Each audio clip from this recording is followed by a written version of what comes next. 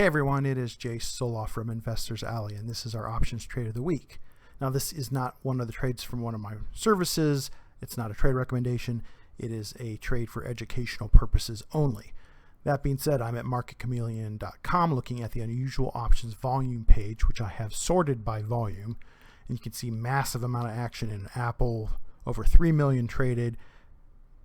Already trades a massive amount normally of over 1.4 million. But even anything above 50,000, I would consider a lot. So looking at a fair amount of action today overall, looking at Coinbase here, which is a popular, probably most popular in the U.S., but a popular exchange for trading cryptocurrencies. You can trade most of the major cryptocurrencies on there. That's a recent IPO, and it's done pretty well, up another 7% today to almost 252. Traded double the average volume, about 156,000. You can see that 68% calls, 32% puts. That tends to be a bullish sign. The more calls, it could be a sign that the stock was up a lot during the day and people were trying to capture that, but it also could be a sign of people positioning for more upward movement.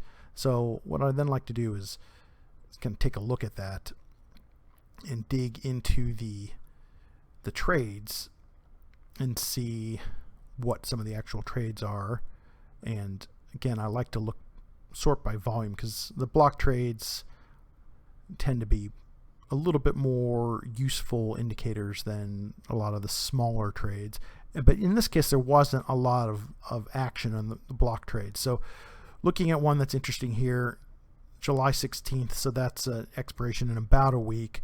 And it looks like someone sold the 250, bought the 240. So this looks like it's selling a put spread. So even though it's puts, this is more of a bullish or neutral trade. Looks like it's sold for about 380. So that's the most you can make if the stock is above 250 at July expiration. You hold on to that 380. The most you can lose is $10, which is the difference between the spread minus what you collect, 380, so 720, and that's your max. So 720 is your max loss, 380 is your max gain. Not bad for a credit spread. So maybe someone believes that the stock is going to hold by above 250 for the next week and a half. Looking at the chart here, which I already mapped out, you can see there's the 50-day moving average is here right at this point. So someone may believe that 50-day moving average is going to hold.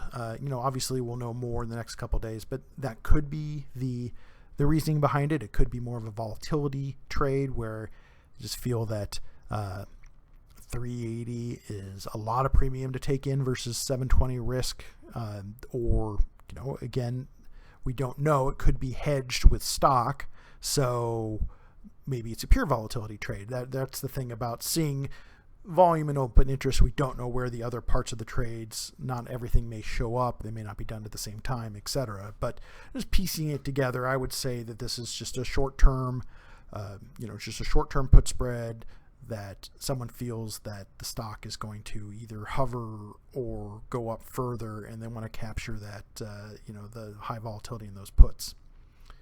Looking at the options, you can see a lot of it is a weekly trading stock, so lots of choices for options here. And we had most of the volume in this week, but next week there was the second most amount, not almost just as much volume. And you can see that here's the 250. So you sell the put and you buy the further down put. This is what it looks like. So as long as it's above 250, you collect the whole amount. And the most you can lose is the difference between the strikes minus what you collect. So that's what that payout graph looks like. So if you're interested in learning more about options or trading options, I do a call and put only service. That's a good way to get started. Call Option Floor Trader Pro. There should be a link on this page, so check it out if you want to get more into this. I will be back next week with another trade of the week.